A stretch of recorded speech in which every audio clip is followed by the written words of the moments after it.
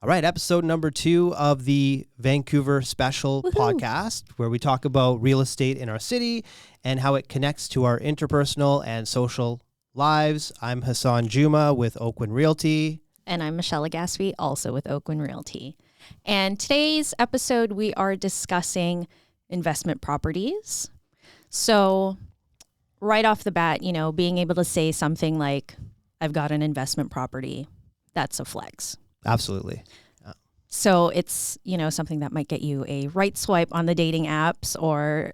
I probably wouldn't lead with that, though, because you want people to have good intentions. Leave a little bit of mystery. Yeah, leave some mystery there. Okay, save it for the second date. That's right. If you notice that she's ghosting or fading, that's when you got to kind of drop it in there. Like, but I have an investment property. Wait. Yeah.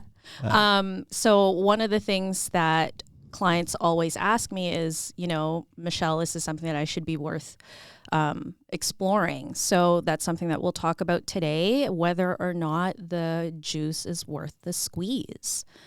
Yeah.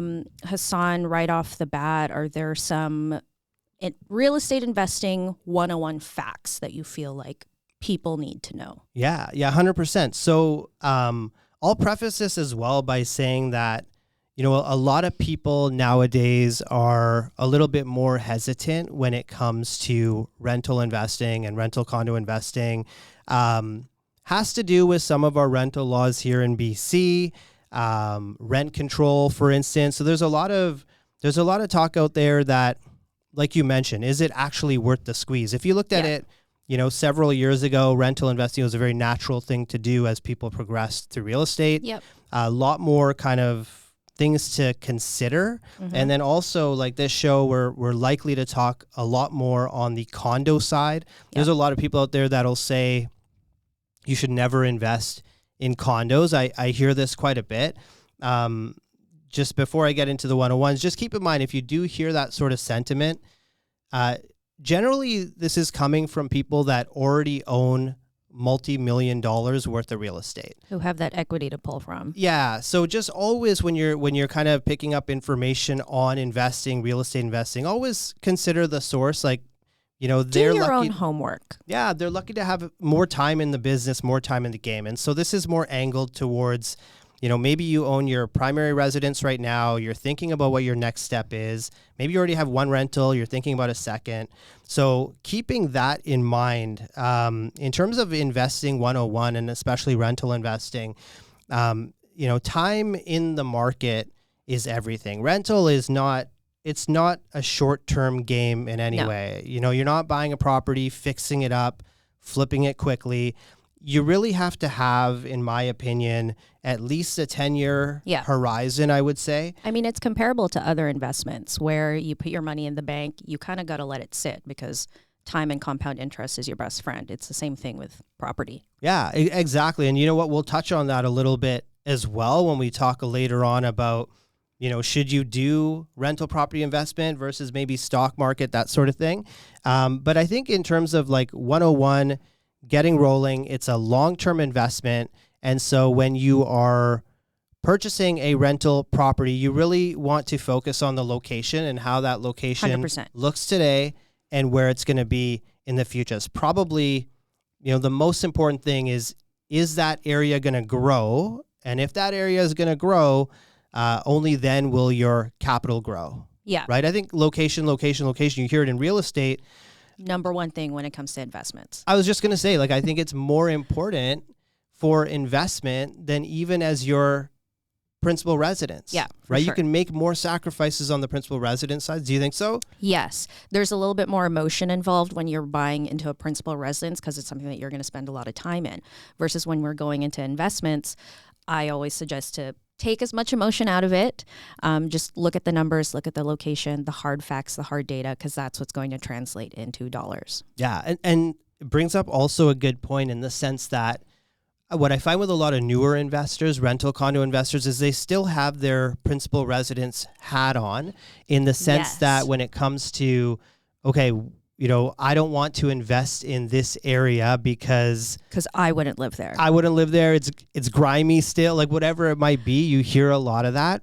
And I think that's probably one of the challenges for first-time investors to take themselves out of it and actually have a long-term, picture of that property, right? Because, there's so many different cities you can put your money in, obviously, in the Lower Mainland. And generally speaking, the ones that we normally would think about, like very close to the city, downtown, Vancouver, appreciation-wise, in the last 5 to 10 years, they have not appreciated like places in the east, in the Fraser Valley, right? So thinking outside the box in terms of location and making sure you're picking growth locations. What about like down payments? So as an investment property, if you're declaring your purchase as an investment property, the minimum down payment is 20%. Now, do you think that's enough? That was going to be my question, because most of my clients, when we break the numbers down, I tell them if you're not putting at least 50% down, the numbers don't make sense. Yeah. And that's at a minimum. I would suggest between like 60 to 80. Yeah, and it sounds like a wild amount. I think there's two schools of thought. Like 20%, definitely anywhere in the Lower Mainland, Fraser Valley, you're feeding that property. And when we say we're talking feeding, thousands of dollars out of pocket. And some people are okay doing that to a certain extent. So you'll want to assess your own situation in terms of two things, right? Like if I put in 30%, 40%, 50%, what is my opportunity cost with that capital? What's Correct. my other thing that I can do with this capital, and what's the return I can get versus putting in a little bit less and maybe feeding that property? Because I have clients for sure that are like, no, I'll just put less. I don't mind feeding it. I'll take my capital appreciation each year. That will outweigh the amount that I'm feeding it. And generally they have more longer term goals with the real estate. I agree with you though that more is better for most people if they can do it. Yeah, if you can do it 100%, it just gives you that extra peace of mind too, for those long-term goals. And also as far as goals go, the other thing that I like to highlight is whether or not we're focusing on equity earnings or if you want cash flow, because you can't have both, at least not in Metro Vancouver. Yeah. Do you find that? Yeah. Do you find most people are looking for cash flow or for equity? Like, how is it in your world?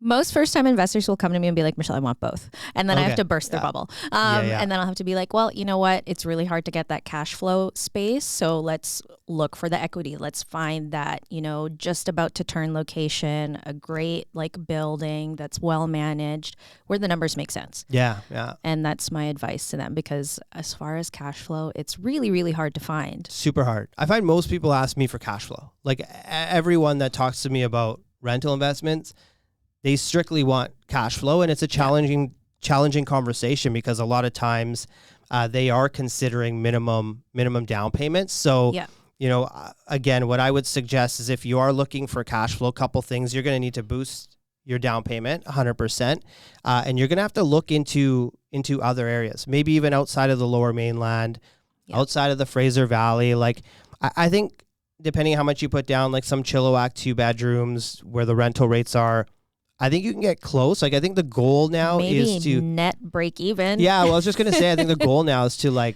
try and break even. Maybe you're paying a couple $100 a month. The reality is I have a couple rentals that will be coming up in pre-sale.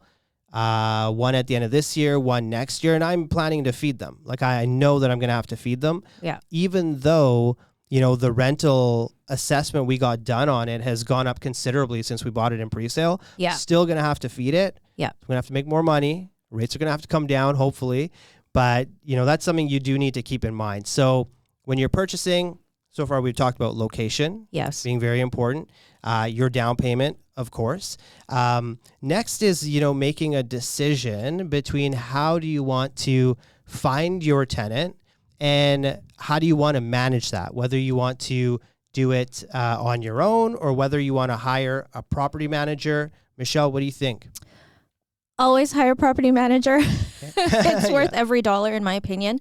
It's something that you have to consider in your net sheet, which is another thing for people to consider. Is when you really break down your numbers, it helps make you make those decisions. How would you explain a net sheet to someone who's listening who hasn't maybe seen one of those yet? Yeah, so basically you look at your purchase price, your cost of borrowing if you are putting a mortgage on there, your down payment, your property taxes, your potential income from your rent, strata fees, miscellaneous repair Sounds costs. like a lot of expenses all there, these other Michelle. You're things. scaring everyone away. It's a few I'm just line kidding. items. Yeah. Closing costs also for your purchase you have to take into consideration, Mhm. and then carry that out in something that is called a pro forma. Yeah. And where that just breaks everything down and whittles it down to a percentage of whether or not you will be making money on that or not. Yeah. So you suggest like property manager for sure. Like typically what you'll find with a property manager when, Michelle's talking about a net sheet, of course it's going to cost you some money. I'm usually seeing anywhere from 8 to 10% as a property I find management like fee of the rent. 10%'s the norm now. So the inflation, 8% right? a couple of years ago. Yeah. And then often they will also, they'll charge you a placement fee as well, Yeah. like 40 or 50% In of the first month's month. rent. Yeah. So something to consider. I think for myself, like I have some clients that are like, no, I'm going to do it on my own. I can do it. Sometimes with a newer condo, sometimes it can be a little bit easier. You knock on wood, you don't have as many surprises necessarily happening with a condo that's still under warranty. So that's something to consider. For my clients that are like, no, I'm gung-ho, I'm going to do it myself. That's cool. And then I have some clients that start out that way. Yeah. And then they're like, no, even before they get a tenant in there, they realize their world is too busy to take it on themselves. yes. But I think I'm the same where you budget in for it. Again, if you want to do it on your own, that's great. A lot of great property managers out there that will take the decision making, will take that, all the responsibility away from you. You just and then let you them call know the shots. what your goals are, and then they're like, okay, got it. We'll take it from here. And I find that for most people, once they do see the appeal of getting the property manager, they're like, yeah, I'm never going back. Yeah. I think it's probably hard to go back, right? Like when you don't have to deal with the rental at all. Yes. Going back the other way is probably difficult. Yeah. Obviously, making the switch from managing it on your own to a property manager, that feels good, of course. You don't have to deal with it. Part of tenant screening is like, you got to do a credit check. Are you asking about their job history? Are you calling the references?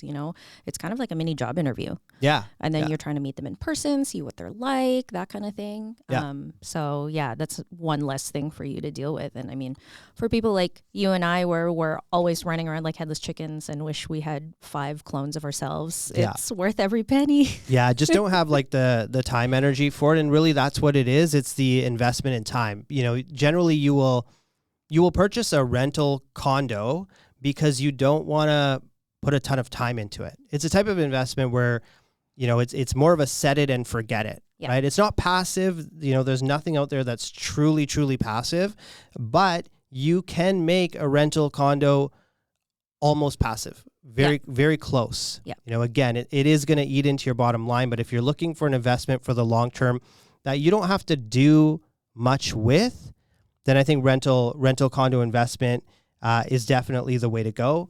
So we talked about tenant screening. We talked about net sheets. Maybe we'll touch a little bit on the Residential Tenancy Act. And Big one. Yeah, and I touched on it earlier how, that does detract a lot of people based on our rental laws and having rent control here in BC.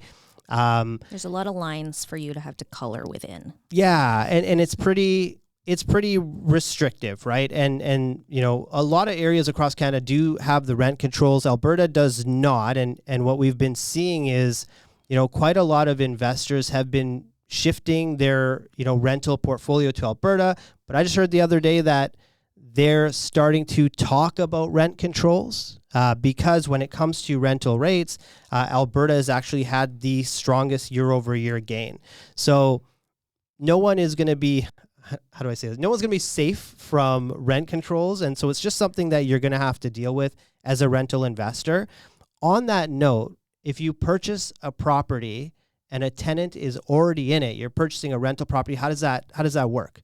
You are inheriting the tenant and their tenancy agreement, their rental rate, the date that they signed it, which will correlate to when you're allowed to do rental increases, any notices, and all that stuff that's related to the rental tenancy agreement. So that's also something that people need to keep in mind, that if you are looking for an investment property, typically the goal is to buy a unit that's vacant so that you can start from scratch rather than inherit the tenant who's in there. Because also you didn't do the screening, so maybe the previous landlord didn't have the same standards as you or requirements. So yeah, something to consider. Yeah, and good point in terms of vacant properties. So the value of a vacant property to investor is massive. 100%. And so, you know, I've worked with clients where we're looking at, for example, multifamily buildings, and maybe there's like 6 or 7 like rental units in there. And many times you will have tenants on there that are on some very old rental rates. And when you're looking at rentals in that capacity, where you're looking at maybe more than 1 or 2 units, you're really looking at that net return. Yeah. And, you know, if it doesn't shake out because a lot of the rents are older rents, that basically, you know, kills the deal essentially. So if you come across properties that are vacant, I think those are excellent ones to go for. You can come across properties where they are at, you know, market rents already, where there may be a tenant in there. Or, of course, if it is right now owner occupied. Yes. Right? Because that owner is going to leave. It gives you the flexibility to place your own tenant. And you brought up a good point where, you know, being able to choose your tenant, also very important. Yeah. Right? Because when you have a tenant, it's marriage. Yes. It's love. Yeah. Well, it's not love. Ideally, but magic wand. That's how we all want it to be. It's almost, you're more committed to the tenant than you are to like a wife or a husband. Like, yes, like you want to keep the tenant happy because you don't want them to trash your place. Like you can divorce your spouse. Like you can't divorce your tenants because of the rental tenancy agreement. It's very hard. And even when things go a little bit sideways, it's always a process to have the tenant to be able to break that relationship, going to the residential tenancy board, etc. So, you know, the key is you try and find a property that is vacant or owner occupied or is already paying market rents, and you work around our Residential Tenancy Act. It's just how it is. It's how it is here. It's how it is in other provinces. Know it, love it. Yeah, and live then, it. Yeah, and then you might not love it, but also that comes back to, you know, hiring a good property manager that knows what's going on, because they live, breathe, and eat the rental tenancy agreement. And then you don't need to like fully grasp it or fully understand it. Now, do keep in mind, you know, if you're purchasing a property for investment, you want to rent it out.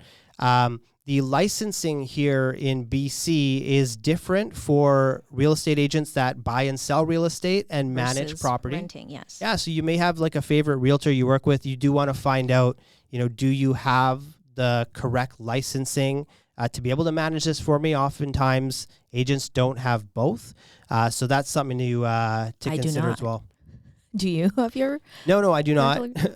I don't do it. I just focus on buying and selling. Yep. But what we are able to do is point you towards resources. Happy to refer you out. Right? Yeah. Yeah. And we know good property managers that we can, you know, connect you with or whatnot. Yeah. And then I think also just as far as tips go for clients looking into this, touching on what you said about buying something that's owner occupied, a fun thing that you can do is, well, we write this into our contracts. We allow visits prior to completion. Yes. And during those visits, we actually get a head start on tenant screening and tenant visits. So we'll advise our clients to, you know, put the ad up. We'll ask the listing agent permission to use the pictures on like Craigslist or whatever if they are going to self-manage.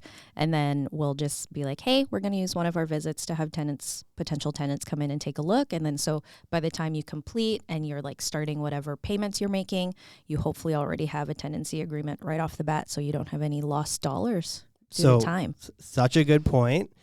I don't want to like sidetrack this thing, but I had a disaster happen last year that involves exactly this. So I had a client who purchased a condo for investing, for rental investing, wanted to do the same thing. We were completing at, I think it was like November 20th. So we want to get a tenant in there for December 1st. I put the clause in there for visits. Other agent was super cool. He's like, you can go anytime you want. Here's a set of keys. I show up after subject removal before completion. Oh, no. I get to the floor of the unit of my client's condo, and I'm there to meet a tenant and my client who are coming 5 minutes later. I'm just there to turn on the lights. I hop off the elevator. I hear the sounds of those industrial fans. Oh, no. I hop out the elevator. There's industrial fans that are basically drying up flood damage everywhere. Oh, God. I'm like, what is going on? So I'm still not cluing in. I'm kind of like, okay, it just, the hallway It might not be up. us. Might not be us. I go around the corner. There is one of the industrial fans pointed right at the door of this unit. I'm like, oh my God. Damn it. Oh my God. My client's coming in 5 minutes with a tenant to look at the property. I open the door. No joke. There's like 10 or 12 industrial fans all up in the unit. What happened? But nothing was touched yet. So apparently what happened, this is a brand new building. There was a major flood that started from one of the main water elbow joints on that floor, and it affected like 10 floors below it. Luckily, my client no-showed, and so did the tenant. The tenant had canceled. I've never been happy to have a client no-show.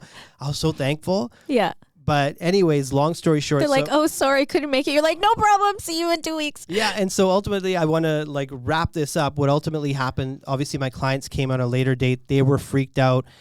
3 days before completion, I'm told that the fans are going to be out. Everything's good. I walk in.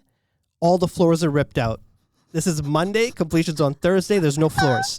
I'm like, okay, we're going to have to figure this out. And how it works in contractual laws, just so you know, is that the property has to be in substantially the same condition on as completion. when you saw it. On completion. Yes. So we had to give them until completion, even though there was no floors. Yes. I suggested hold back all this sort of stuff. Long story short, we walk in on completion. It's good.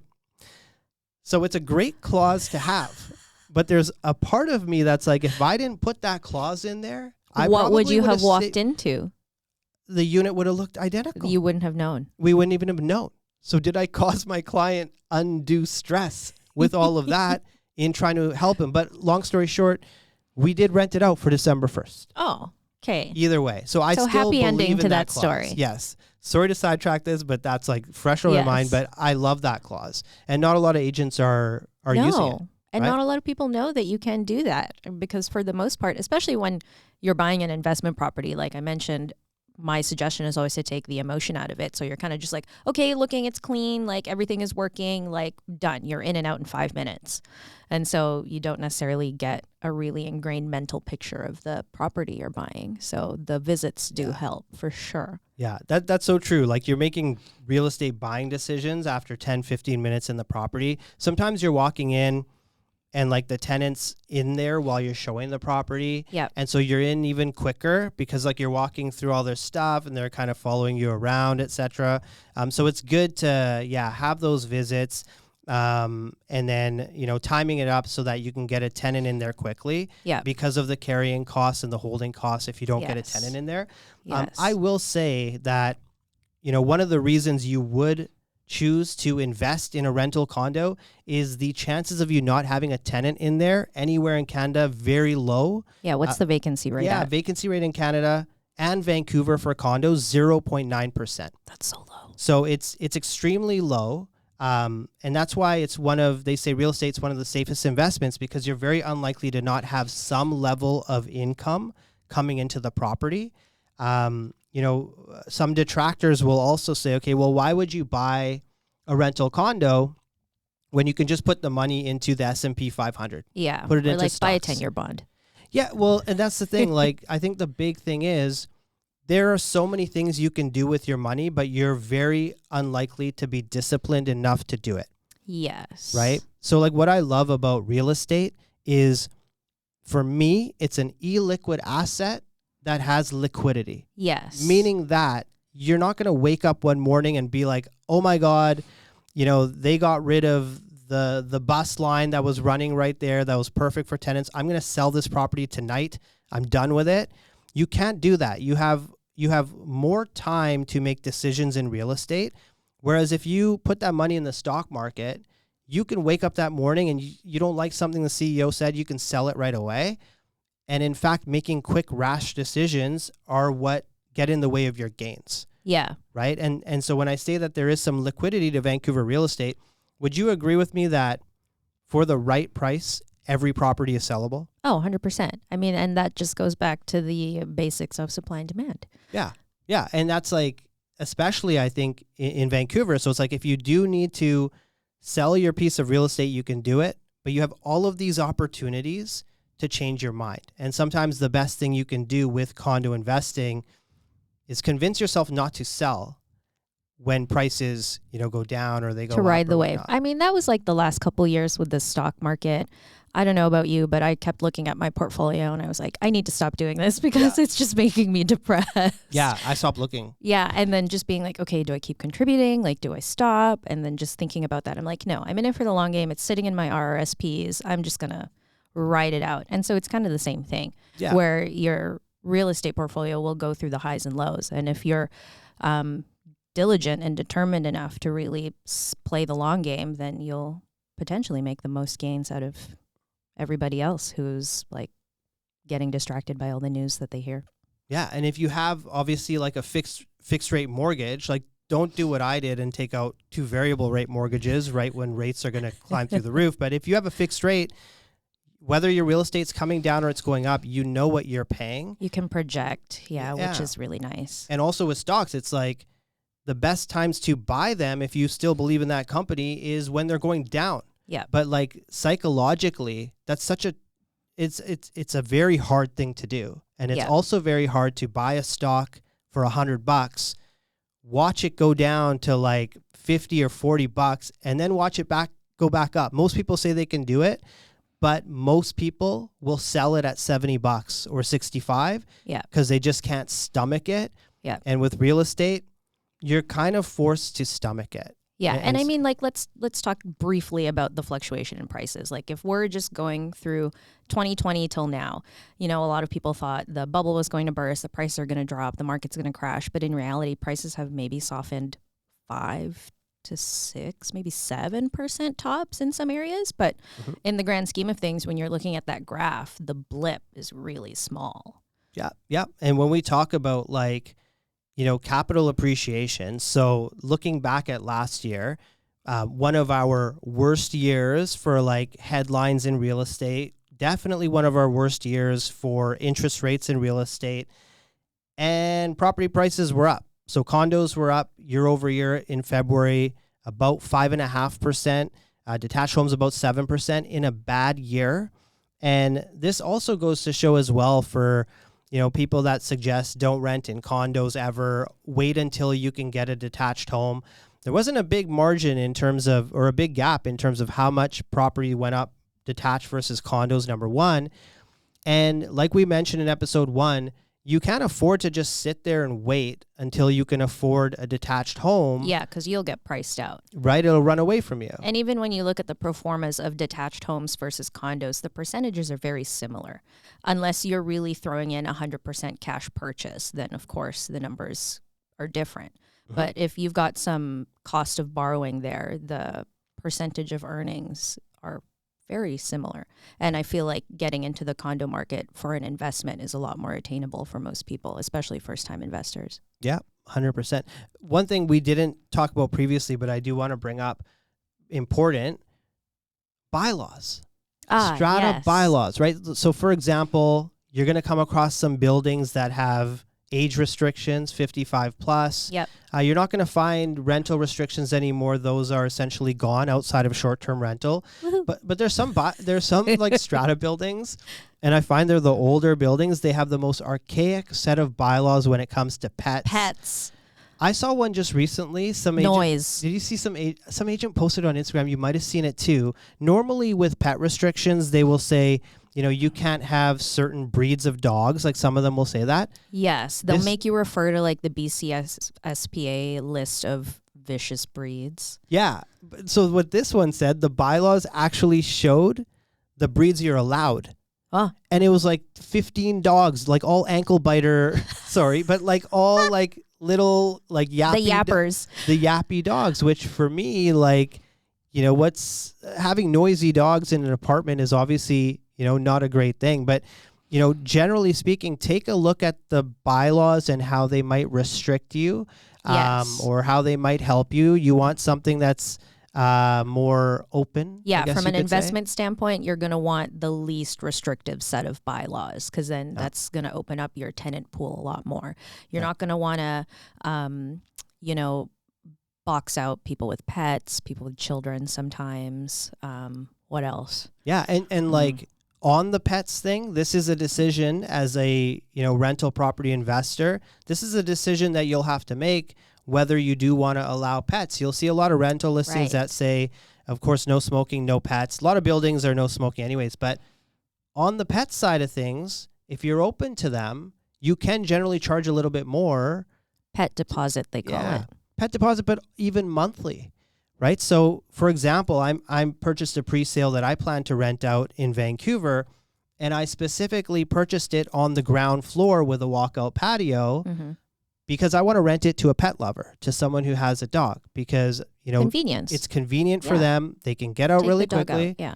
They'll pay a little bit more money for it. For sure. Right? To be in a good area. So I've had clients who have placed tenants in their units for a little bit more of a premium because they were willing to take in somebody with like a pit bull, and because the building allowed it. Yeah. So they were able to make a little bit more money that way. Make sure they have insurance. Yeah. But speaking about deposits and like pets, on the note of like cleaning, have you ever seen this before where in the tenant agreement, the landlord has put in a mandatory like 1 year professional clean? Wow. So not to that degree. I've seen some things in Schedule A's for sure.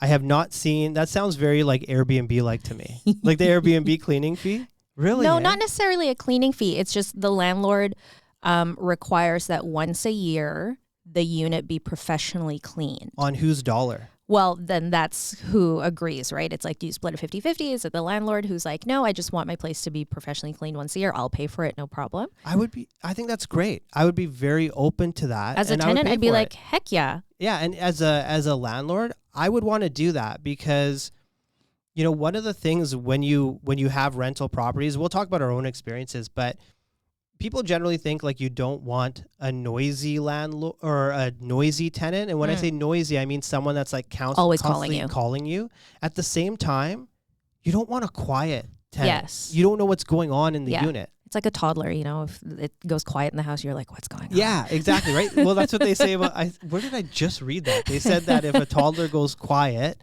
it's a problem. Yes. Like something wrong. Yeah. And are you comparing tenants to toddlers right now? Is that where we're going with this? Maybe. No, but I think like, you don't want a tenant that's over, because a lot of tenants will be like, I don't want to bother the landlord. So this is a good point, is like, make sure that the lines of communication are open, especially if you're managing it yourself or with your property manager.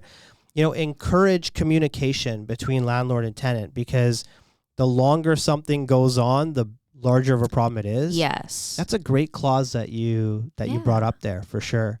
I think it's something to consider. And if the landlord's willing to do it on their dime, like, why not? It's a win-win for everybody. Yeah. Because you can, per the RTA, you can inspect the unit. I believe it's once a month. Yes. I believe it's as frequent as once a month. You can do the walkthrough. You give the notice. You can do the walkthrough. Most aren't doing that. I think the cleaning is a nice thing for both sides, making sure upkeep of the unit. Because you're maintaining your property. You're keeping your tenant happy. Yeah. Everybody wins with that one. Good. And then as far as tenant management, again, this is like another reason to go get a property manager. But when you have a nightmare tenant, have you ever had an experience with that? So I haven't had a nightmare tenant. I had like a negative experience, which I'll talk about. So I had a rental condo, still have it in Coquitlam. And, basically it was like a Friday or a Saturday night. And I get the call that nobody wants to get as a landlord. And I get the call from like the front desk strata manager or whatnot. And they're like, we're trying to get a hold of the occupant in your unit. There's water leaking into the unit below. So that like nightmare. 11? Yeah, it was at like 11:30 or like midnight, and I'm like, oh my god, what's going on? Trying to get a hold of the tenant, trying to scoot back to the strata manager. I can't get a hold of anyone. I don't know the degree of water that's dropping through. I'm freaking out. Like, as a real estate agent, and we deal with like, condos and water issues. Water issues are the most expensive and obviously the most damaging. And I can't get a hold of the tenant. And I'm like, why am I dealing with this? It was I know it was a night where I was out and about, and I was like, I should not have to deal with this right now. You're like a Cactus Club. Sorry. Yeah, like totally ruins the night, right? Because you go back, you're hanging with your friends, and your mind is only on that one thing. And it turns out what happened was my tenants had a toddler, and speaking of toddlers, see those toddlers. My tenants had a toddler, and I guess what happened is they had a toy. And they put the toy like right on the drain in the shower. They're playing in the shower. They put the toy there, and so the water just overflowed just over the lip of the shower. Oh, so no. it wasn't terrible, but I guess what happened down below, and this is what happens when water leaks through, is it comes through like the light fixtures. They're like, why is it raining in here? Yeah, from the lights, right? Yeah. So anyways, long story short, there really was no damage. But at that point, I was like, I don't want to get one of those calls again. I don't want to have to deal with it. You know, my personal time is my personal time. I spend enough time on real estate and my business and for my clients that I just don't want to do that. So that was kind of the turning point for me, where I was like, property manager is the way to go. Yep. I know you have an investment property, I believe. Any experiences just in regards to yours? No. And my family's investment properties, it's a little unique because it's outside of BC. So we definitely have property managers involved because we're not physically there. Where's your property? In Las Vegas. Vegas. Yeah. No glitz and glamour, guys. Don't get it twisted. Very, humble homes in Las Vegas. But part of that was the screening. It was really hard because we started out in smaller homes, and then we just consolidated, sold both, and bought a bigger one in a nicer neighborhood. But with those older, smaller homes, it was kind of in a rougher part of the woods, which, we were looking at dollars. And tenant screening for that was really tough. I could only imagine if we were to do that on our own, that would have been really difficult. You're dealing with applicants who are coming in who can't really show employment history, who don't have great credit scores. Like, they're nice people, and you're like, I would love to house you, but I'm also thinking about my investment and my long-term decision making here. And so not really nightmare situation, but we did have a client who, I also wouldn't say nightmare situation. It was just a little unfortunate, where they sort of had squatters in their family home. Oh, wow. And so that took almost a year to sort. And it did involve the sheriff and the squatters being escorted out. I'm not too familiar with like the squatter rights in Vancouver because thankfully I've never had to deal with it before. Yeah. But that's probably the most, I would say, negative experience that I've heard. Sure. So I'm curious about this, like obviously investing in Vegas. Do you know, like, was it tough to find, like, did you get lots of applicants? Do you know, like, vacancy rate-ish, or just like how many applicants did you get? And see, like, this is where find? I would phone a friend and call my property manager. Mm-hmm. But again, this is one of those things where we just said, hey, we've got this capital. We want to invest it somewhere. Our minimum number is this. Where can we get it? And a realtor working with the property manager that we had, we're like, okay, here, here, here, and here. This is your purchase price. This is your rent. This is a good number. But even then, we had it vacant we closed escrow in September. We only got a tenant in the beginning of February. Oh, okay. Yeah, but To we keep were 100% cash purchase. So at least the carrying costs were just the HOA fees, which are the strata fees in the States.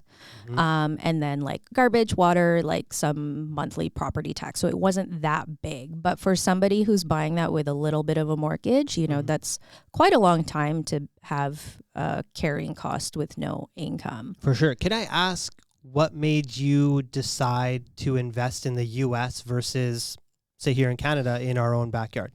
Well, my situation's a little unique. So I don't know if you know this, but I was born in LA. That's right. Yeah, I so do know this. Yeah. I'm a dual citizen. My parents are Canadian, but they do have roots in the States. My mom's side of the family is still all there. So having that US dollar cash flow was important to them as far as leaving open the future of whether or not they want to retire here or in Los Angeles or maybe in Vegas, who knows. But so just keeping those options open for them. Gotcha. Yeah. Gotcha. And it wasn't really too much about anything else. Also, besides the fact that all our equity here is tied up in other properties. Wow, look at that. That's awesome. So, yeah. What about you? All your investment properties are here in Vancouver? Everything here locally. I have a couple pre-sales coming, one in Vancouver, one in Kelowna as well. I'm very thankful. Oh, Kelowna. That'll be a fun one. It will. So when I was purchasing the Kelowna one, I was deciding between short-term rental and whether to go for a long-term type of a property. Did you get in before the Airbnb So changes? here's what happened. So I was deciding between two projects, one of them zoned for short-term, one of them zoned for long-term. And long story short, if you haven't been keeping up, they've changed the short-term legislation. So even the building that was selling for short-term rentals is going to be restricted, only long-term. And the value of a one bed between both of these buildings, you paid about 50 to 60 grand more to be in the short-term rental building because you were going to get more revenue. So I was making this decision a couple years back, and I decided to go with the lower cost that restricted short-term rentals to go with a long-term tenant. There's a new UBC getting built there, so I figured go long-term. But the big reason I did that was the forest fires were scaring the heck out of me. Yes. Because I was thinking, okay, if I have a summer where no one comes to visit my property, I'm going to have to feed it all year. And short-term rental, like you make all your money during certain the peak seasons. Yeah. Certain seasons. So I was like, you know what? Let's go long-term. Our revenue will be lower. We'll be married to the tenant. That's okay. I'm so glad I did that because now, we have these instances where, people paid premium for units.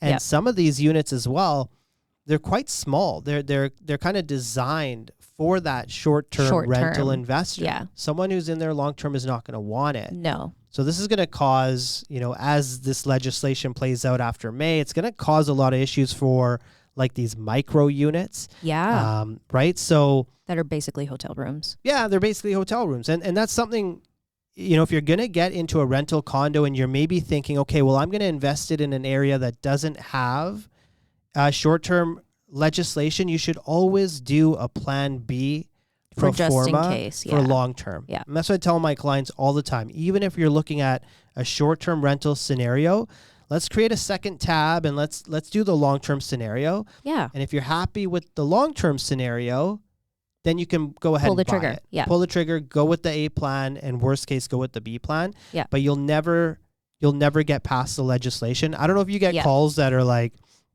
I get calls that are like, how do I get around that legislation? What do I got to do? I'm like, I don't know. Like this is law. Like I value my license, but you know what I mean? So you'll never get around the legislation. You got to work with it to your best ability.